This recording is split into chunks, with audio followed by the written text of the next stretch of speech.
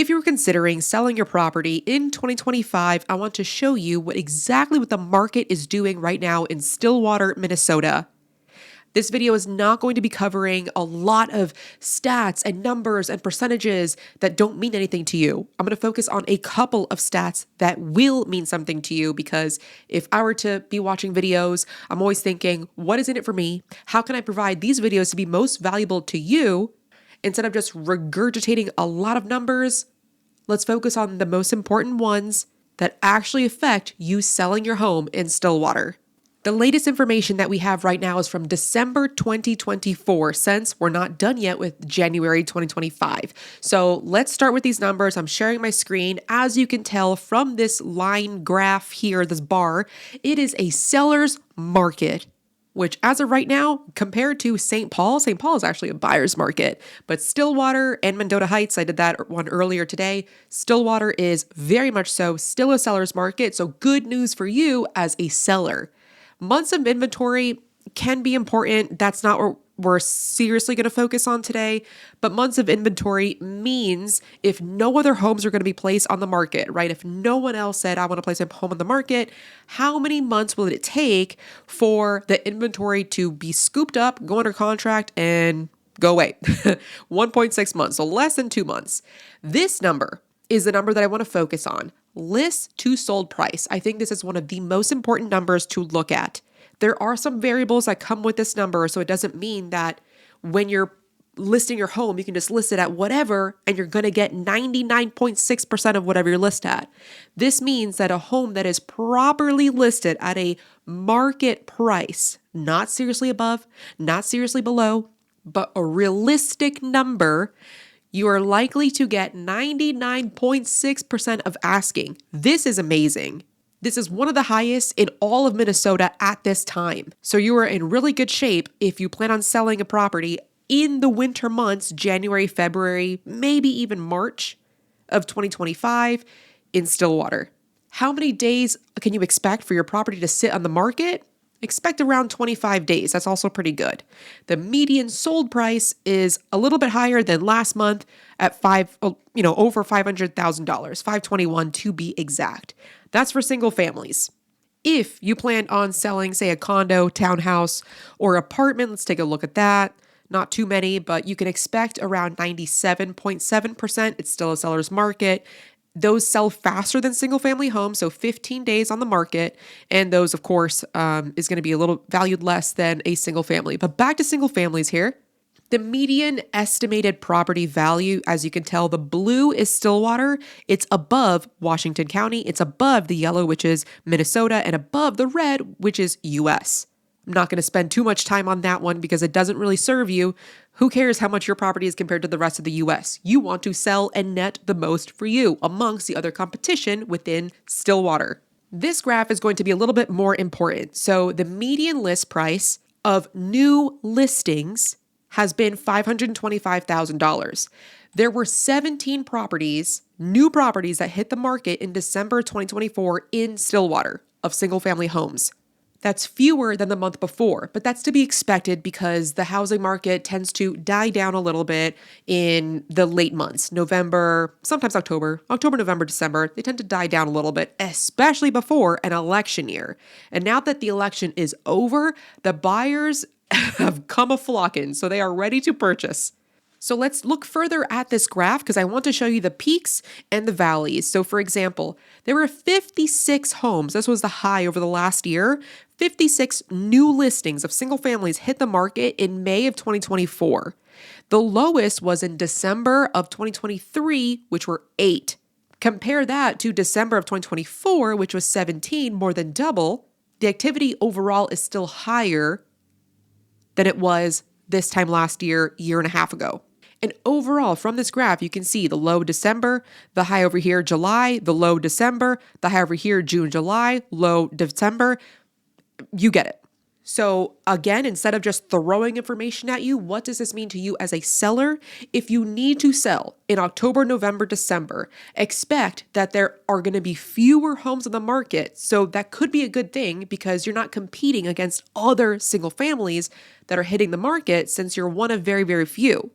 The buyers that are searching during the holiday months, October, November, December, they're serious. Otherwise, they would be waiting until the summer. So there are pros and cons. If you need to sell during a winter month, that's not a bad thing because you would only be competing against 19 other, new listings that hit the market, or 9 other new listings last year, 17 other new listings, as opposed to 56 properties that are also hitting the market. At that point, it becomes a what can I do to make my property stand out that drives eyeballs and footsteps into my property as opposed to others. As far as active listings, at this time, you can expect 68 median days on the market before you go under contract. Let's look at some quick highs and lows here. 89 days in December. The lowest was in April, 27 days. August, 30 days. December, the high of 109. As you can tell, the summer months, 19 days.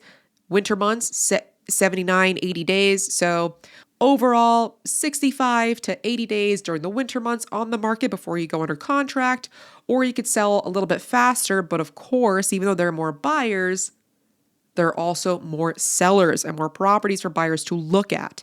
Now I want to jump to the sold listings, actual data, not pending because anything can happen, but actual sold data. This is where we go over the 24 properties that actually sold in December 2024. Just last month. And out of those 24 properties, they ended up getting almost 100% of their list price.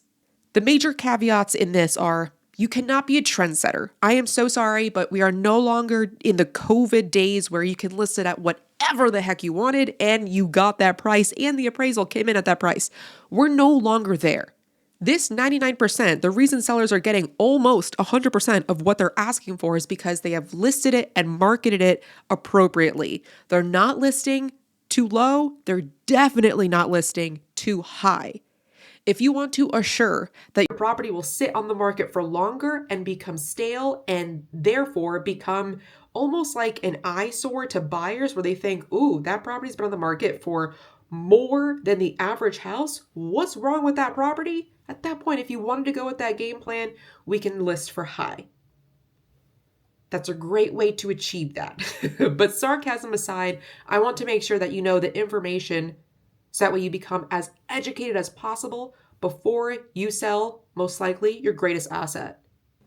So whether you want to sell your house now during the winter months, I have seen a lot of new buyers hit the market, especially after the election.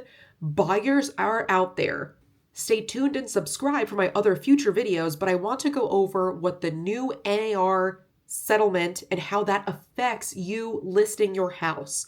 For example, if you choose to work with me, which by the way, the only way to schedule a call with me at this time is to book a call with the link below. That's my calendar. So you can book a call whatever date and time is most convenient for you.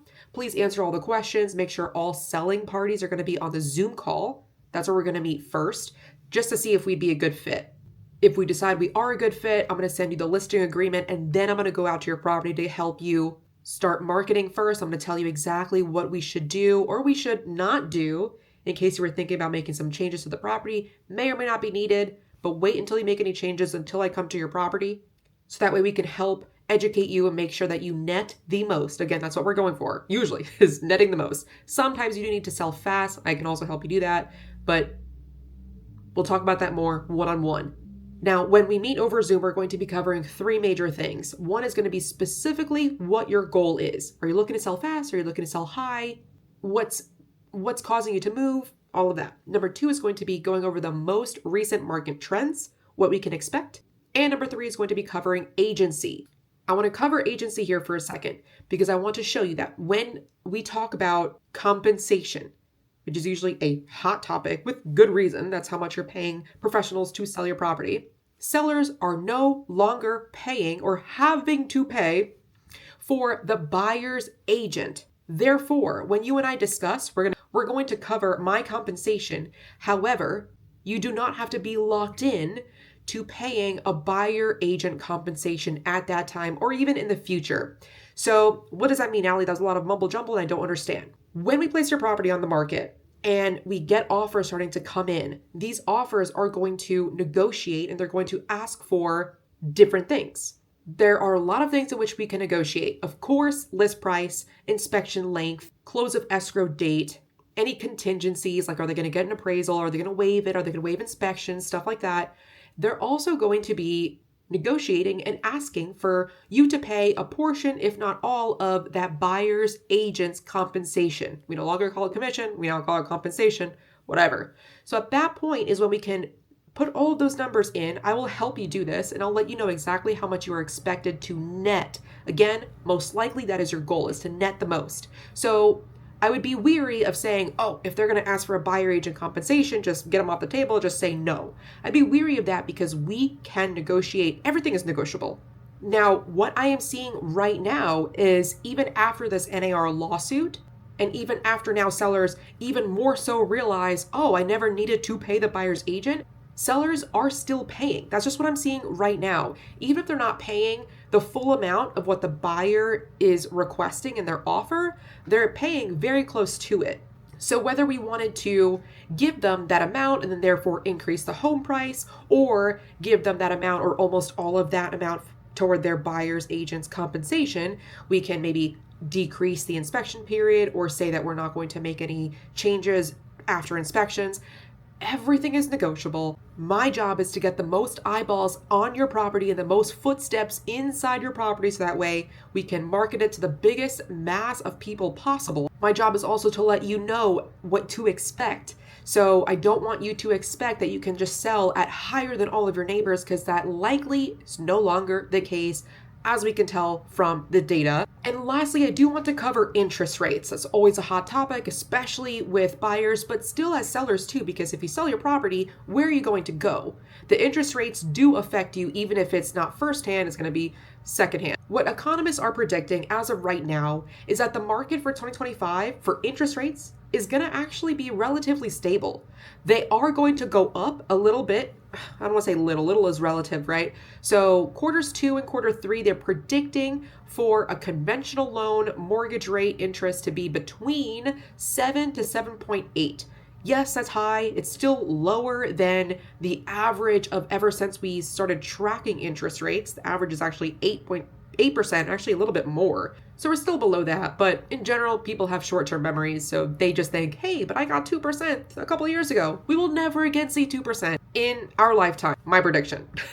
And we don't see a crash coming, which is good for you as a seller. So they're predicting for 2025 to be between 6.5 as a low and 7.8 as a high, with the two highest quarters being quarter 2 and quarter 3. Again, that's with the most activity. So if you wanted to wait to sell and list your property in the summer months, be mindful of that, because yes, even though there's typically more activity as we have seen during these trends, the higher interest rate by a point or 1.5% more is going to kick buyers out, and those buyers are no longer going to be qualified for your property in Stillwater. So just be mindful of that. That is another reason to maybe sell your property now versus the summer. If you have any questions and you want to take the next step, book a call with the link below. I'll see you on the Zoom call. If you have any other questions, I have a lot of videos on my channel. For example, like this one, I'll see you there.